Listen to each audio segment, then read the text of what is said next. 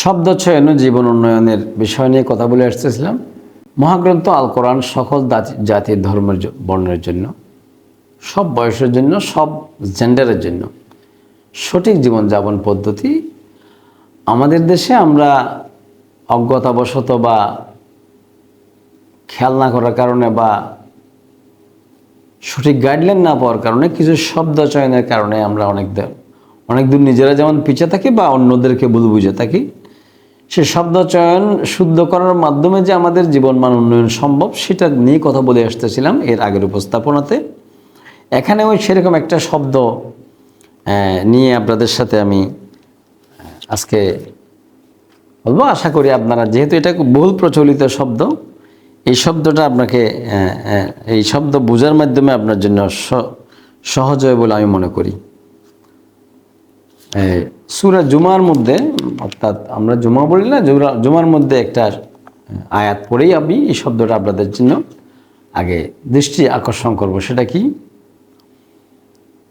পৃথিবীতে বনি ইসরায়েল জাতি বা ইহুদি জাতিরা হচ্ছে নিজেদেরকে শ্রেষ্ঠ জাতি হিসেবে জ্ঞানে, গরিমায়, সম্পদে, টেকনোলজিতে সব দিকে নিজেদেরকে মনে করে এবং এটা সঠিক, আল্লাহও সেটা স্বীকৃতি দিয়েছেন। বাট তাদের সমস্যা আরেক জায়গায়। তারা যখন মুহাম্মদ মুস্তাফা সাল্লাল্লাহু আলাইহি সাল্লাম বিশ্বনবী হয়ে যখন জন্মগ্রহণ করলেন, পৃথিবীতে আসলেন, ওই জিনিসটা তারা মেনে নিতে পারল না। তারা বারবার করে যুক্তি দিচ্ছিল যে আমরা তো আমাদের বংশের মধ্যে পয়গাম্বর বা লিডার বা নেতা, বিশ্ব নেতারা সবাই আমাদেরকে জ্ঞান গরিমা বেশি দিয়েছে বলে আল্লাহ বলেছেন। তাহলে যদি আমাদের বংশের মধ্যে যেহেতু আসে নাই মুহাম্মদ সাল্লাল্লাহু আলাইহি সাল্লাম বিশ্ব নেতা, বিশ্বনবী হয়ে, তাহলে আমরা সেটা মেনে নিতে পারতেছি না। এর আগ পর্যন্ত সব মেনে নিয়েছিল, এরপরে মেনে নিচ্ছে না। এই কথোপকথনের আলোকে তাদের সাথে দুইটা শব্দ ব্যবহার করেছে। একটা হচ্ছে তাদেরকে গাধা বলা হয়েছে, বলে তারা আগে বলে আসছে যে কিতাবে আল্লাহ থেকে নাজিলকৃত সব কিছু আমি মেনে নেব এবং মোহাম্মদ যে আসবেন সাল্লাল্লাহু আলাইহি সাল্লাম সেটা ওনারা আগে থেকে মেনে নেওয়া আছে। আর যখন তাদের বংশে আসলো না, তখন তারা বলল যে না, এরকম হতে পারে না। সেই কথোপকথনের এক জায়গায় বলছেন যে তাদের সাথে চ্যালেঞ্জের উত্তর দিতে গিয়ে আল্লাহ বলছেন যে ঠিক আছে, আমি যদি তাদেরকে পছন্দ করি, তারা যদি আমার বন্ধু অথবা আমি তাদের বন্ধু যদি সেটা তারা প্রমাণ করতে চায়, তারা যদি সত্যি যদি সেটাকে মেনে নিয়ে থাকে, তাহলে বলো তাদেরকে, কি বলো? বিসমিল্লাহির রহমানির রহিম। قل يا أيها الذين هادوا إن زعمتم أنكم أولياء لله من دون الناس فتمنوا الموت إن كنتم صادقين।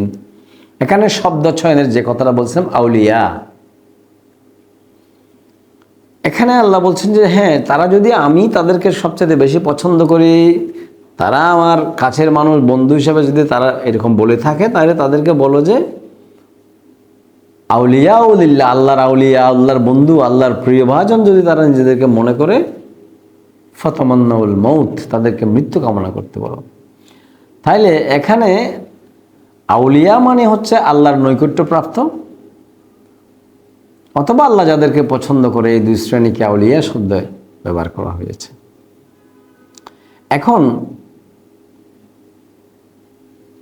এই শব্দ আল্লাহ কিভাবে বোঝার জন্য ব্যাখ্যা করেছেন আর আমরা কিভাবে বুঝতেছি সেটা যদি মিলিয়ে দেখি, তাহলে হয়তো আমাদের সমাজে থাকা আমাদের বিভেদ বা বিভক্তি, দূরত্ব কমিয়ে আসবে বলে আমি মনে করি। এবং যদি অন্যথায় আমি বলে থাকি, সেই শব্দ আরও যেসব জায়গায় যেসবভাবে ব্যবহার হয়েছে সেখানে যদি বলি,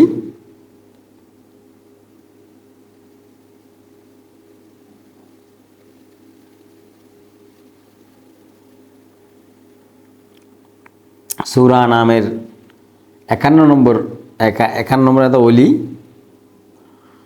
وأنذر به الذين يخافون أن يحشروا إلى ربهم ليس لهم من دونه ولي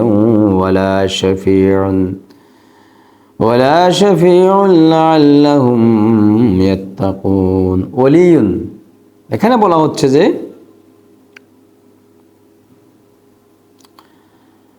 যেসব ক্যারেক্টার বা যেসব মানুষের জন্য আল্লাহর কিতাবে সতর্কবাণী আযাবের কথা বলা হয়েছে, যারা এর ভয় করে তাদেরকে তাদের মালিকের সামনে একত্র করা হবে, তাদের জন্য তিনি ছাড়া আর কোনো ওলি বা বন্ধু কিংবা কোনো সুপারিশকারী পাবে না। আশা করা যায় তারা সাবধান হবে। এখানেও আল্লাহর ক্ষেত্রে আল্লাহ যাদেরকে পছন্দ করবে বা আল্লাহর সান্নিধ্যে বা আল্লাহর সাহায্য ছাড়া অন্য কারোর সাহায্য পাবে না, সেই ক্ষেত্রে আল্লাহকে ওলিউন বলা হয়েছে এখানে। অতএব আউলিয়া এবং ওলি শব্দ বোঝার জন্য আপনি কোরআনের এই আয়াতের আগে পরে বুঝলে আপনি এই শব্দগুলো আরও ভালোভাবে বুঝবেন। তবে এই জাতীয় শব্দ দিয়ে বিভেদ সৃষ্টি করা বা ভুল ব্যাখ্যা করার বা নিজের মতো করে ব্যাখ্যা করার প্রয়োজন হবে না। হলে আপনি যেমন ক্ষতিগ্রস্ত হবেন তেমন সমাজের মধ্যে বিভেদ তৈরি হবে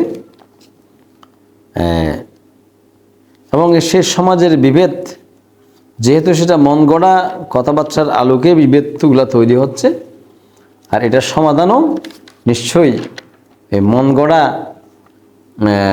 নিয়ম অনুযায়ী হবে এবং সেটা কিয়ামত পর্যন্ত আজীবন অসমাপ্ত বা সমাধান না হওয়া অবস্থায় থাকি যাবে।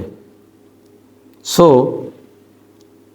আমাদের যে বিষয়টা সেটাকে আরও যদি আরও একটু ক্লিয়ার যদি করি আমি, আল্লাহ আউলিয়া আর কোন কোন শব্দে কোন কোন অর্থে কোন কোন জায়গায় কীভাবে আউলিয়া শব্দটা ব্যবহার হয়েছে সেটা যদি আমি বলি, সূরা হামিম আস-সিজদার মধ্যে সেই শব্দটা ব্যবহার করছে কি শুনুন তাহলে। 30 নম্বর আয়াতের মধ্যে ইন্নাল্লাযীনা ক্বালু রাব্বুনাল্লাহু সুম্মা ইসতাকামু তাতানাজ্জালু আলাইহিমুল মালায়েকাতু আল্লা তাখাফু ওয়া লা তাহজানু ওয়া আবশিরু বিল জান্নাতিল্লাতী কুনতুম তুআদুন। আল্লাহকে রব হিসেবে যারা মেনে নিয়েছেন, এই বিশ্বাসের উপর অবিচল থেকেছেন, কোরআন মেনে নিয়েছেন, তাদেরকে অভয় দেওয়া হচ্ছে তোমরা ভয় পেও না, চিন্তিত হইও না, দুশ্চিন্তাগ্রস্ত হওয়ার দরকার নাই। কেন? নাহনু আউলিয়াউকুম ফিল হায়াতিদ দুনিয়া ওয়া ফিল আখিরাতি ওয়া লাকুম ফিহা মা তাশতাহি আনফুসাকুম। নাহনু আউলিয়াউকুম, এখন আল্লাহ বলছেন যে আমার পক্ষ থেকে তোমাদের পার্থিব জীবনেও আমার বন্ধুত্ব গ্রহণের প্রক্রিয়া কৌশল বা ফেরেশতা নিয়োগ প্রাপ্ত ছিল। আউলিয়া নাহনু আউলিয়াউকুম ফিল হায়াতিদ দুনিয়া, আমার বন্ধুত্বের নিশানা তোমাদের পৃথিবীতেও প্রচলন ছিল এবং মৃত্যুর পরিবর্তেও সেখানে তোমাদেরকে তারাই বন্ধুত্বের আবরণে পরিচালনা করবে, দেখভাল করবে, দেখাশোনা করবে। অতএব এখন আউলিয়া শব্দ বোঝার জন্য আমাদের এখানে যথেষ্ট বলে আমি মনে করি। শব্দ চয়নের বা শব্দ বোঝার ক্ষেত্রে যেন আমরা আমাদের মতো করে না বুঝে আল্লাহ প্রদত্ত ব্যাখ্যা দেওয়াই আছে, সেই ব্যাখ্যার বা সেই কাহাকে বলে আউলিয়া, কাহাকে বলে কাফের, কাহাকে বলে ইমানদার, কাহাকে বলে, এগুলি ক্লারিফাই করে দেওয়া আছে। সেই ক্লারিফিকেশনের আলোকে আমরা যেন সমাজের মধ্যে ঐক্যমতের সৃষ্টি করি, যেন বিভক্তি সৃষ্টি না করি। বিভক্তি সৃষ্টি হয় যখন আমরা আন্দাজ অনুমান ভিত্তিক নিজের মতো করে আল্লাহর কথাকে মানুষের কাছে উপস্থাপন করি অথবা নিজের জন্য গ্রহণ বা বর্জন করি, সেই ক্ষেত্রে এই সমস্যার সৃষ্টি হয়। এবং সেই কারণেই আল্লাহ পাক সুবহানাহু ওয়া তাআলা সূরা আরাফের মধ্যে বলেছেন, আপনারা পড়লে বুঝতে পারবেন, ইত্তাবিউ মা উনজিলা ইলাইকুম মির রাব্বিকুম ওয়া লা তাত্তাবিউ মিন দুনিহি আউলিয়া কালিলাম মা তাযাক্কারুন। সূরা আরাফের 3 নম্বর আয়াতে আউলিয়া, আউলিয়া কাকে বলা হয়েছে? হে মানুষ, এই কিতাবে তোমাদের মালিকের কাছ থেকে তোমাদের কাছে যা কিছু পাঠানো হয়েছে তোমরা তারই অনুসরণ অনুকরণ করো, তার বদলে তোমরা অন্য কোনো আউলিয়া অনুসরণ করিও না। তাহলে এখানেও একই কথা, আউলিয়া বা বন্ধুত্বের প্রতীক হিসাবে কোরআন এবং কোরআনের অবতরণ যিনি করেছেন তাকেই বলা হয়েছে, এবং সেই শব্দও এখানে স্পষ্ট করে বলা আছে। যাই হোক, আরও অনেকগুলো কথা আছে, আমি সময় এই উপস্থাপনার জন্য বেশি নিতে চাই না। তবে এতটুকু বলছি যে সূরা যুখরুফের 36-37 নম্বর এবং সূরা কাহাফের 17 নম্বর, সূরা কাহাফের 50 নম্বর, আর বিভিন্ন জায়গায় এগুলির আরও বিশদ ব্যাখ্যা, বিশদ বর্ণনা, বিশদ রেফারেন্স দেওয়া আছে।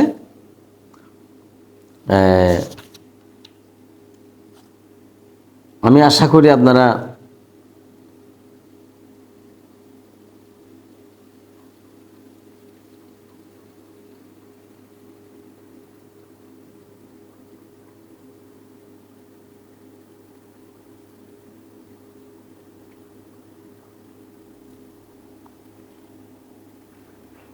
সূরা কাহাফের 50 নম্বর আয়াত এবং আরো বিভিন্ন জায়গায় আছে যে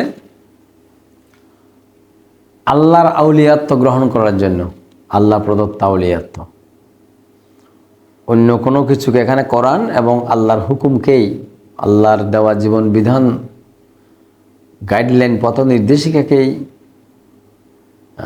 যেভাবে ব্যাখ্যা করা হয়েছে, এবং আউলিয়া শব্দের সঠিক অর্থ, ব্যাখ্যা, বিশ্লেষণ এখানে দেওয়া আছে। সূরা তাওবার 71-74 নম্বরের মধ্যে আছে। আর যখন আমরা আল্লাহর শরণ বিমুখ হয়ে আল্লাহর দেওয়া গাইডলাইনের পরিবর্তে অন্য কোনো গাইডলাইন অনুসরণ করব, আল্লাহকে স্মরণ হাজির নাজির না জেনে, তখন আল্লাহ বলছেন যে আমি ক্রমাগত এভাবে অস্বীকার করা এবং তার স্বরচিত মতবাদের আলোকে আমার কথাকে নিজের মতো করে বোঝার কারণে, এই অপরাধের কারণে তার সাথে আমি এমন একটা করব, তাকে সঠিক পথ সে কেউ দিতে পারবে না, আমি দেব না। যেহেতু সে যদি আমি বিমুখ হয়, আমিও তার থেকে বিমুখ হয়ে যাব, সে আর কোনোদিন সঠিক পথের দেখা পাবে না। আল্লাহ পাক সুবহানাহু ওয়া তাআলা শব্দ চয়ন এবং শব্দের যিনি এই কোরআনের মালিক আল্লাহ সুবহানাহু ওয়া তাআলা, ওনার মতো করে শব্দগুলো বুঝে জীবনযাপন করার তৌফিক দান করুক, আমিন। আসসালামু আলাইকুম ওয়া রাহমাতুল্লাহ।